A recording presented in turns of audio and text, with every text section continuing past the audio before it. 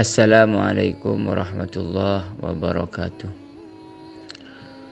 Salah satu kalam hikmah yang ditulis oleh Ibnu Athaillah Al-Askandari dalam kitab hikamnya adalah al-a'malu suwarun qa'imatun wa arwahuha wujudu sirril ikhlasi fiha.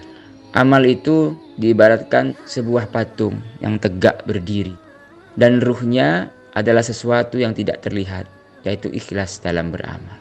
Maka ketika sebuah amal diibaratkan suatu patung yang tegak berdiri, maka ikhlas akan menjadi ruh yang akan membuat sesuatu yang mati itu menjadi hidup. Maka ketika kita melakukan satu amal tanpa didasari ikhlas kepada Allah, maka sama halnya dengan kita mempunyai satu kuda pacu yang sangat kencang. Kita berikan kuda pacu yang kencang itu kepada seseorang dalam keadaan yang tidak bernyawa.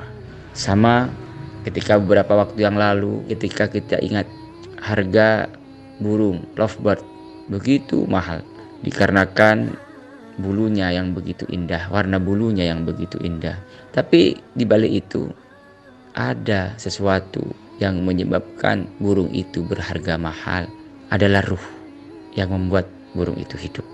Maka sebagus apapun bulu burung lovebird waktu itu, seindah apapun bulunya, tapi ketika burung itu tidak mempunyai ruh atau mati, maka insya Allah tidak akan ada satupun dari kita yang mau membeli burung itu dengan harga mahal.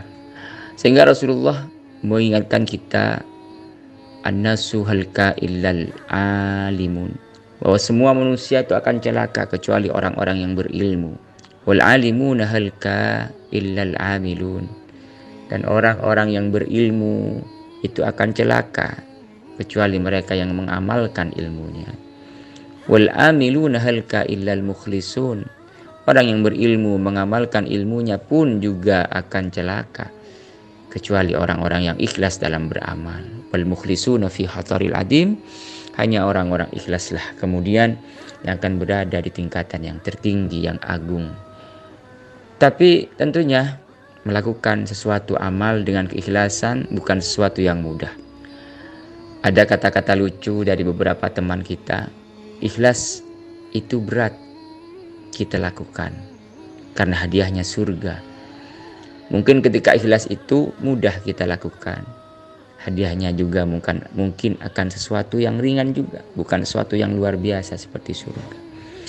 Maka dari itu terkadang untuk menuju satu keikhlasan, kita harus berpura-pura ikhlas. Ketika kita merasa bahwa diri kita tidak ikhlas, kita riya, kita ingin dipuji orang lain, tapi selama apa yang kita lakukan itu adalah kebaikan, lakukanlah. Belajar ikhlas sama halnya seperti anak kecil yang baru belajar naik sepeda. Ketika dia baru bisa belajar naik sepeda, maka seakan-akan ia ingin memperlihatkan kepada semua orang bahwa dia adalah seseorang yang sudah bisa menaiki sepeda. Bahkan semua aktivitasnya seakan-akan akan dilakukan dengan menaiki sepeda. Pergi ke rumah temannya, dia akan membawa sepedanya, menaiki sepedanya. Pergi ke toko dekat rumahnya, dia akan menaiki sepedanya, karena dia ingin menunjukkan kepada orang lain bahwa dia bisa menaiki sepeda. Sama halnya dengan kita belajar ikhlas. Pertama-tama ketika kita melakukan satu amal soleh, melakukan ibadah, ada rasa ingin dilihat orang lain, ada rasa ingin dinilai orang lain, ada rasa ingin dipuji orang lain. Lakukanlah itu terus menerus sampai akhirnya nafsu kita bosan, sampai kita kemudian bosan dan lelah ingin dianggap orang lain, ingin dipuji orang lain, ingin diakui orang lain, sampai akhirnya kita akan menuju betul-betul mencari ridha Allah.